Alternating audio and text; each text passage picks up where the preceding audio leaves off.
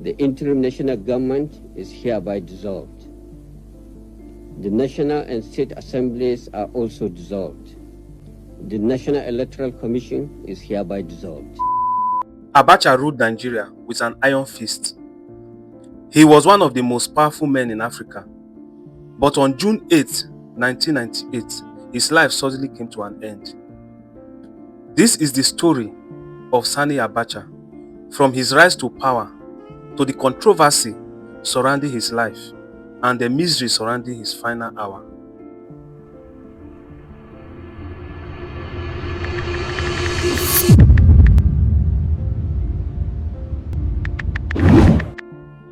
Sani Abacha was born on September 20th, 1943 in Kano, Nigeria. He joined the Nigerian army at a young age and quickly rose through the ranks.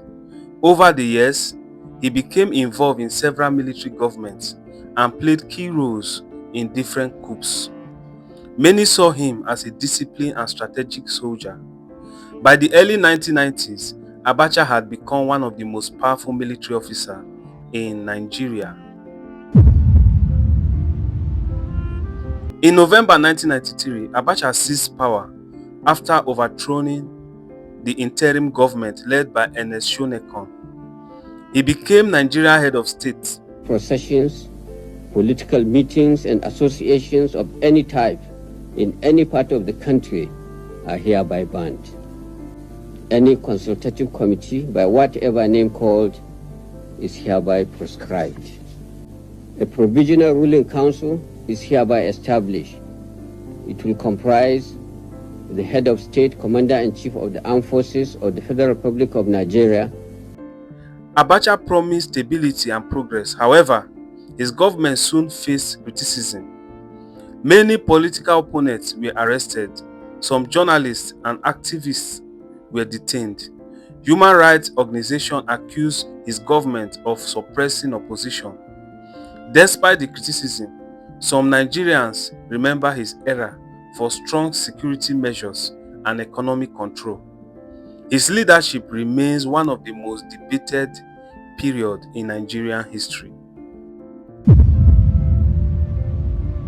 After Sani Abacha's death, investigators began looking into Sani Abacha's finances of his government. According to Nigerian authorities and international investigations, billions of dollars has allegedly been moved out of Nigeria's treasury during Abacha's rule. The money was reportedly hidden in bank accounts across several countries, including Switzerland, the United Kingdom, the United States, and other financial centers. The funds became known as Abacha loot. Over the years, Nigeria worked with foreign governments to recover the money. Large amounts were returned from Switzerland, the United States, and other countries. Successive Nigerian governments announced the recovery of hundreds of millions of dollars at different times. Officials stated that some of the recovered funds were used for public projects, social programs, and infrastructural development. However, debate continued over how much money was actually stolen and how the recovered funds were managed. Abacha's government faced serious criticism from human rights organizations around the world. Many opposition politicians, journalists, activists, and pro-democracy campaigners were arrested during his rule. Critics accused the government of limiting freedom of speech and suppressing political opposition.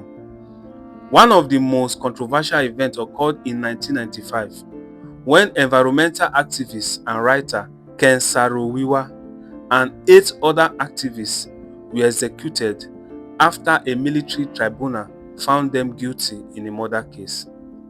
The execution drew international condemnation. Many countries criticized Nigeria and some imposed sanctions and diplomatic restrictions.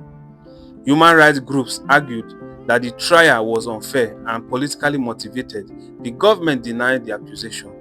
This event damaged Nigeria's international reputation and increased pressure on Abacha's administration. For me personally, and for the nation at large, This must be one of the saddest moments of our life. By 1998, Abacha was still firmly in control of Nigeria. Many believe he planned to remain in power for years to come. But on the evening of June 8, 1998, unexpected news began spreading across the country. General Sani Abacha was dead. He was only 54 years old. The sudden announcement shook Nigeria and the international community. The official government report stated that Abacha died from a sudden heart attack. According to officials, he became ill at the presidential villa in Abuja and passed away shortly afterward. However, almost immediately rumors began to circulate. Some claimed he had been poisoned. Others said foreign agents may have been involved. Another popular story claimed he died after spending time with foreign visitors brought to him secretly. Despite these stories, no conclusive evidence has ever publicly proven these claims. To this day, the exact circumstances surrounding his death remain a topic of debate. After Abacha's death, General Sani Abubakar took over leadership. Nigeria quickly began to transition towards democracy. Political pioneers were released. Restrictions were eased. Within a year, Nigeria held democratic elections, leading to the inauguration of President Olusegun Obasanjo in 1999. The country entered a new political era. More than 2 decades later, Sani Abacha remained one of the Nigeria's most controversial leaders. Some remember him as a strong ruler and maintained order and controlled the economy. Others remember him for allegations of corruption and human rights abuses. But one question continued to capture the public attention. Did Sani Abacha simply die of natural causes? Or is there more to the story than the world knows?